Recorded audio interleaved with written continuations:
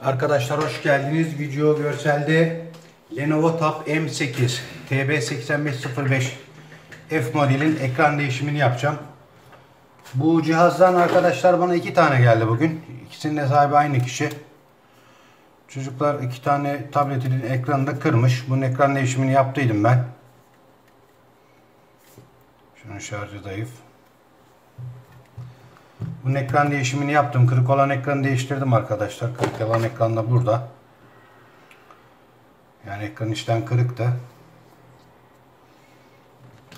Dedim 2 tane gelmişken buradan YouTube'a da bir tane video çıkartayım. Şimdi diğer ikinci cihazın ekran değişimini de yapacağım arkadaşlar. İkinci cihaza da şu ekranı kullanacağım.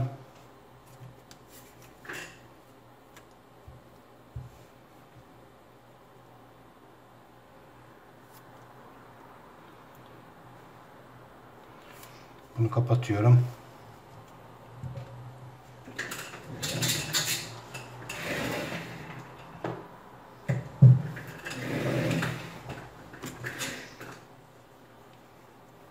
Bu zaten ilk kırık olan ekranımızdı. Bunun ekranı da kırık.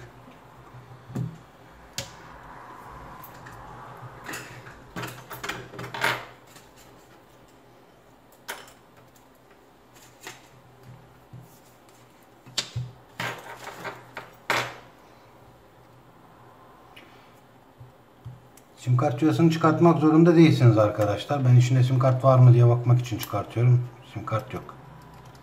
Sim kart çıkartmanıza gerek yok. Ürün arkadan değil önden sökülüyor.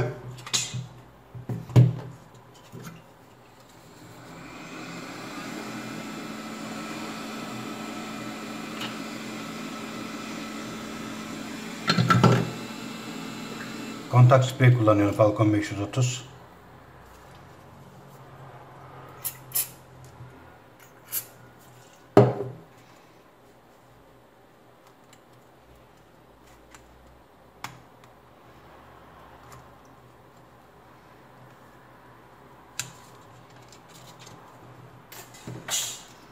Ekran çok basit çıkıyor arkadaşlar. Çok da zorlamanıza gerek yok. Şöyle kenardan sürün, zaten pıt bırakıyor kendini.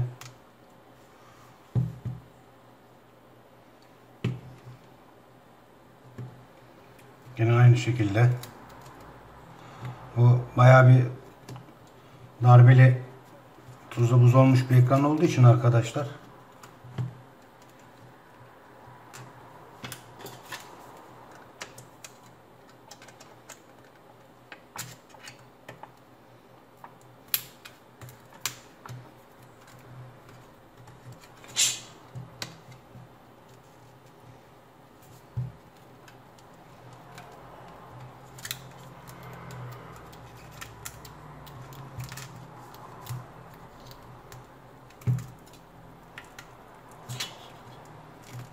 Görüyor musunuz arkadaşlar? Ekran kendini zaten çok kolay bırakıyor. Benim yani dünyada ekranını çıkartması en kolay tablet hangisi deseniz samimiyetime güvenim bu derim yani. Bu kadar kolay ekranı çıkan tablet daha ben görmedim.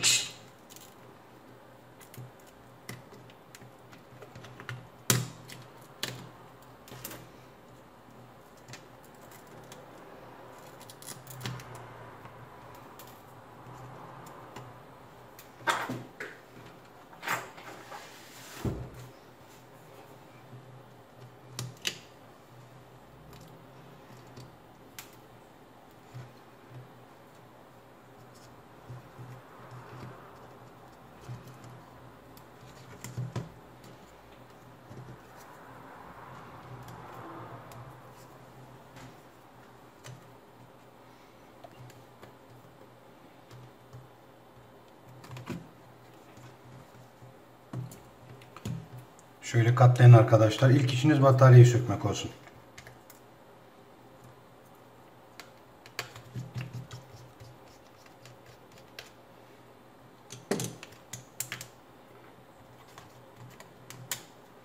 Bataryayı boşa alın arkadaşlar. Ondan sonra zaten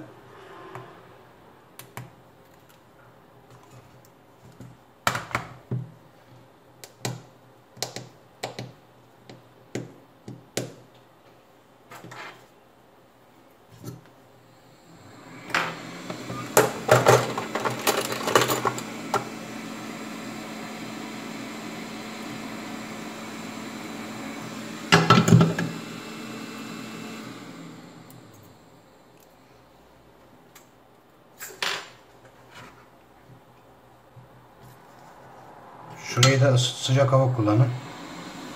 Flex'in bu kısmı buraya yapışık kanla, yapışık.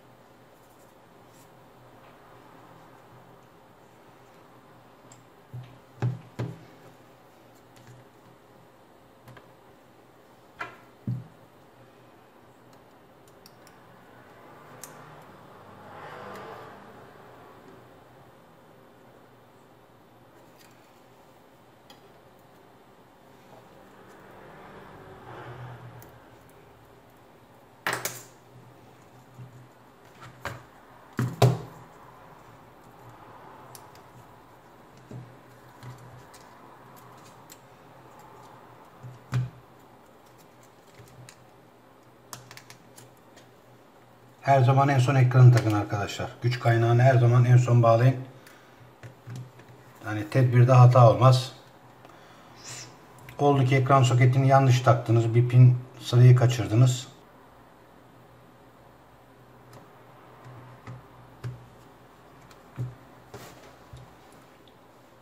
Her zaman bataryayı, güç kaynağını en son monte yapın arkadaşlar.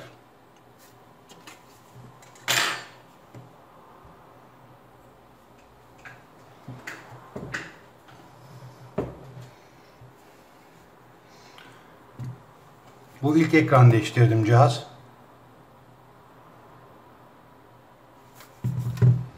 Bu da ikincisi oldu arkadaşlar.